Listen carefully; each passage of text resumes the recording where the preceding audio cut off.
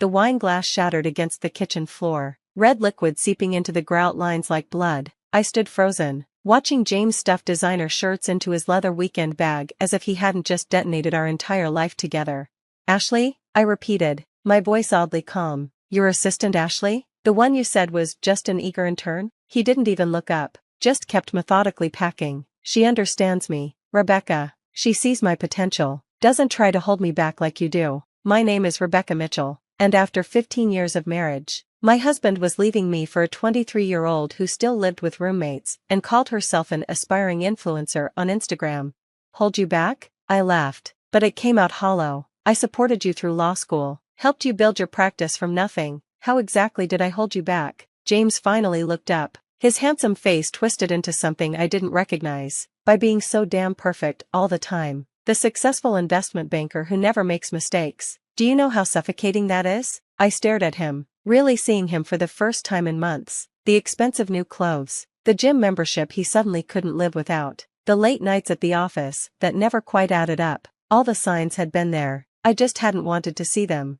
"And the trust fund?" I asked quietly. "The one we built together?" His smile turned smug. "Already taken care of. Had the papers drawn up last week. Technically, as managing partner of the firm, I had every right to protect our assets. The trust fund, $12 million we'd accumulated over 15 years of careful investing, smart career moves, and sacrifices." My stomach churned as I thought about all those nights I'd stayed late at the office, all the vacations we'd postponed, the family we'd put off starting because we were building something together.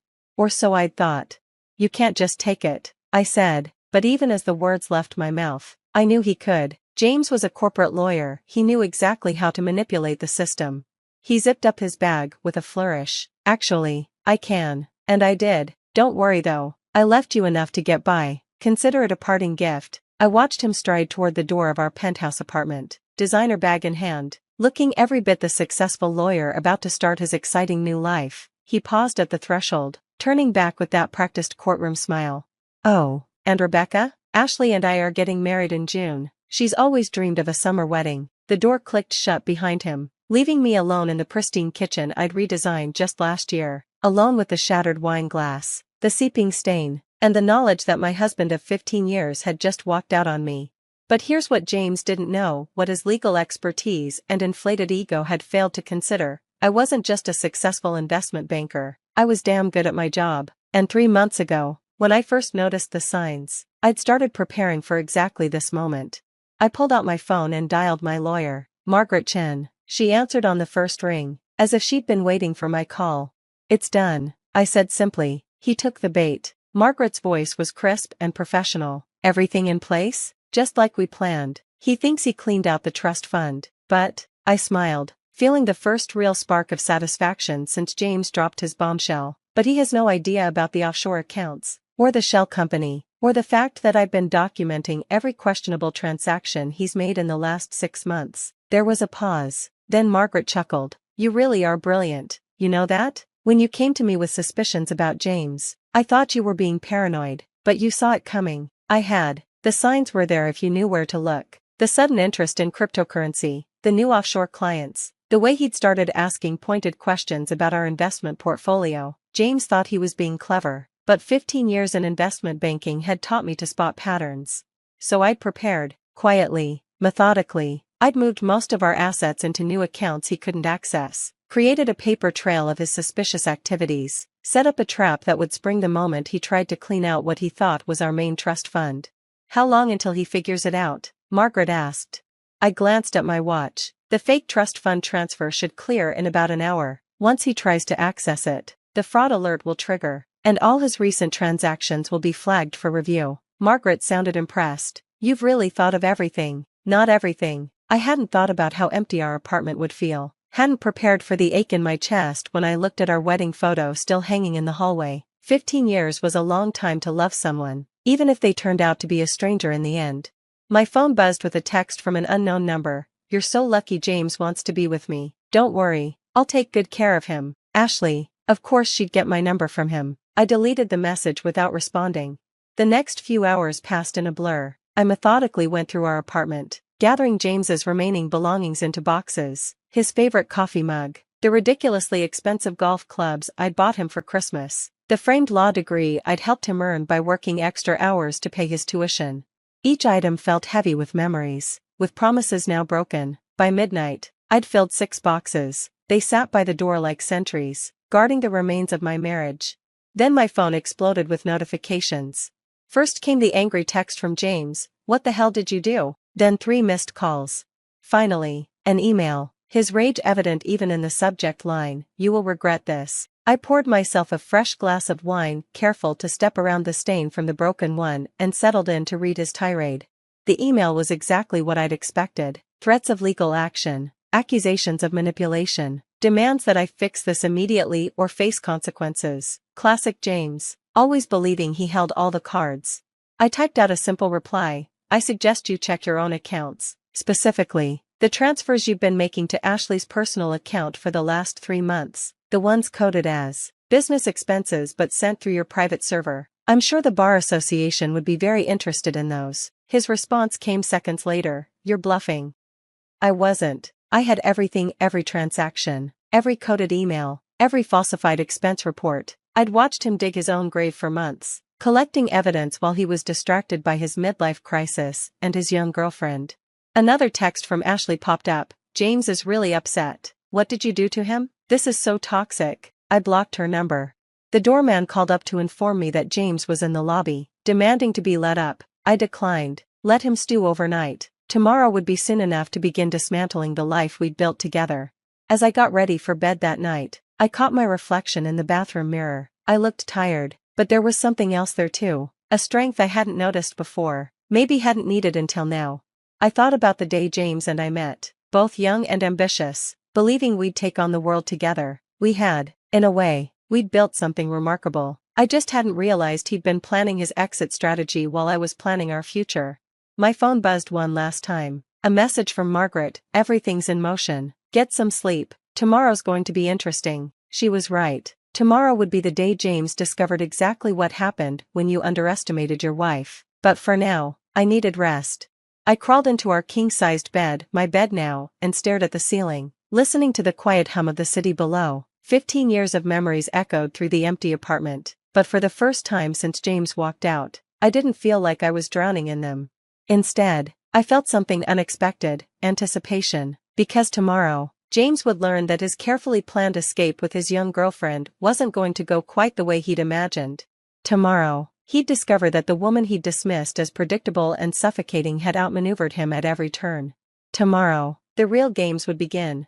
The next morning, I woke to 17 missed calls and over 30 text messages. James had been busy. His messages devolved from angry demands to desperate pleas as the night wore on, ending with a final text at 4:37 a.m. "We need to talk, please." I took my time getting ready, selecting a crisp white blazer and my favorite Louboutins. If I was going to watch my husband's world implode, I wanted to look impeccable doing it. Margaret called while I was doing my makeup. "Are you ready for this? He's been calling my office since 6 a.m. "I'm ready," I said, applying a final coat of red lipstick. "Is everything in place?" "The bank has frozen all the suspicious transfers. The Bar Association received our anonymous tip about his creative accounting. And that private investigator's report you commissioned? It's devastating." I smiled at my reflection. Perfect. Time to end this. The law firm of Mitchell Associates occupied the top 3 floors of a gleaming downtown high-rise. James had insisted on the location when we first opened it, claiming the view helped close deals. I hadn't set foot in the building since I'd first suspected his affair, but I still had my key card. Some things he'd forgotten to take away. When I stepped off the elevator, the office was in chaos, staff huddled in corners, whispering. Ashley was nowhere to be seen, but her desk had been cleared out. James's office door was closed, blinds drawn. Mrs. Mitchell, his secretary, Linda, rushed over. She'd been with us since the beginning, had watched us build this firm from nothing. "He's been asking for you all morning." It's bad." "I know, Linda," I said gently. "Why don't you take an early lunch? This might get uncomfortable." She nodded gratefully and grabbed her purse. As she passed, she squeezed my arm. For what it's worth, I never liked her. Too obvious with those short skirts and giggling. I approached James's office, my heels clicking against the marble floor. Without knocking, I pushed open the door. The great James Mitchell looked like hell. His perfectly styled hair was a mess, His expensive shirt wrinkled. He sat behind his massive desk, surrounded by papers and empty coffee cups.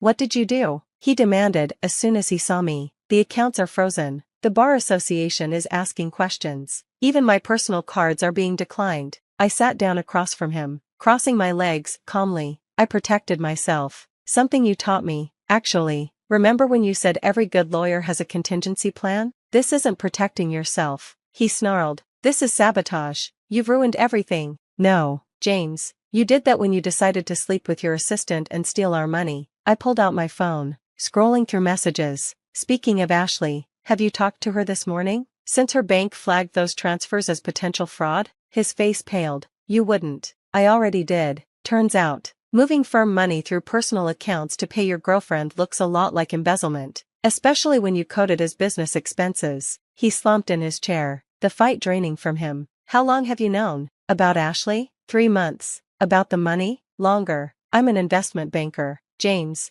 did you really think I wouldn't notice strange transfers and offshore accounts?" "Rebecca, we can fix this," he said, leaning forward. His voice took on that persuasive tone he used in court. "We'll tear up the divorce papers. I'll end things with Ashley. We can go back to Dash." "Back to what?" I cut him off. "Back to you lying to me? Back to me pretending I don't know who you really are." I stood up, smoothing my blazer. "No, James, we're not going back. In fact, I'm here to discuss the future of Mitchell Associates." His eyes narrowed. "What about it?" I smiled. The same smile he'd given me yesterday when he thought he'd won. "Check your email. You'll find some interesting documents from our biggest clients. They're not happy about the rumors of financial impropriety. Most of them are taking their business elsewhere." "You can't do this," he whispered. "This firm is my life. Our life." I corrected him. "We built it together, remember? With my connections, my trust fund to get it started. And now? Now it's just another asset to be divided in the divorce." His phone buzzed, probably Ashley realizing her gravy train had derailed. He ignored it, staring at me like he was seeing a stranger.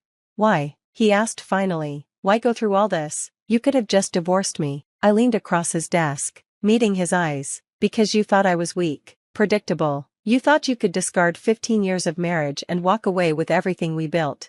I needed you to understand exactly who you were walking away from." As if on cue, Linda appeared in the doorway. "Mr. Mitchell? There are some gentlemen here from the Bar Association. They're asking about an ethics complaint." James's face crumpled. His perfectly planned escape was falling apart, piece by piece. The money he thought he'd secured, frozen. The girlfriend he'd risked everything for, gone radio silent once the cash dried up. The reputation he'd spent years building, about to be scrutinized by his peers. "You'll never get away with this," he said, but his voice lacked conviction. I gathered my purse, preparing to leave him to face the consequences of his choices. "I already have." "Oh, and James? Ashley posted some interesting photos last night. You might want to check her Instagram. Apparently, she's already found someone new, someone whose accounts aren't frozen." I walked out of his office, head high, leaving him to deal with the Bar Association investigators. The staff watched me go, their expressions a mix of awe and sympathy. They'd figure out soon enough that Mitchell Associates would survive just under new management. Outside, the summer air felt clean and fresh. My phone buzzed with a text from Margaret. "Just got the preliminary divorce agreement drafted. You're going to like it." I smiled, thinking about the future stretching out before me. The firm would need restructuring, clients would need reassuring, but for the first time in months, I felt truly free. That evening, I returned to my apartment. The boxes of James's things still sat by the door, but they no longer felt heavy with memories. They were just boxes, filled with the belongings of a man who had underestimated his wife. I poured myself a glass of wine, carefully, this time, and walked out onto the balcony. The city sparkled below, full of possibilities. My phone had been quiet for hours. James was probably too busy dealing with the ethics investigation to harass me further. A text came through from an unknown number. "I'm sorry, Ashley." I almost laughed. Sorry she got caught. Probably. Sorry the money dried up. Sorry she'd bet on the wrong horse. I blocked her number again and turned back to the view. Somewhere out there, James was realizing that his perfect escape plan had backfired spectacularly. His young girlfriend had vanished, his assets were frozen, and his professional reputation was in tatters. Meanwhile, I had emerged stronger than ever. The firm would survive under my leadership. The trust fund he'd tried to drain was safely secured, and I had finally shed the role of perfect, predictable wife. 3 months later, I sat across from James one last time, signing our divorce papers. He looked older, tired. The ethics investigation had resulted in a suspension of his law license. Ashley, true to form, was already engaged to someone else, a fact she'd announced on social media with gleeful abandon. I never saw it coming, he said quietly as we finished signing. Any of it. I thought I knew you. That was your mistake, I replied, gathering my papers. You saw what you wanted to see, the supportive wife, the reliable partner. You forgot that I'm also a woman who knows her worth. I stood to leave, but he called after me, for what it's worth. I'm sorry, not just for Ashley, but for underestimating you, for thinking I could outsmart you. I paused at the door, looking back at the man I'd once loved. Goodbye, James. I hope she was worth it. The door clicked shut behind me, echoing with finality. In my purse, my phone buzzed with work notifications, client meetings to schedule, decisions to make. Life went on. That night, I finally cleaned up the wine stain from the kitchen floor. As I scrubbed, I thought about the day James left, thinking he'd orchestrated the perfect exit. He hadn't realized he was actually setting himself up for the greatest fall of his life. Sometimes the perfect revenge isn't about getting even, it's about showing someone exactly what they lost and making sure they live with that knowledge forever. I never told James about the second offshore account, the one even Margaret didn't know about. Some secrets, after all, are better kept, just like some lessons are better learned the hard way. The wine stain finally faded, leaving no trace of that fateful day. Like James's presence in my life, it had seemed permanent at first, a mark that would never fade, but with enough patience, enough determination, anything can be erased. Well, almost anything. The lessons? Those I'd keep forever.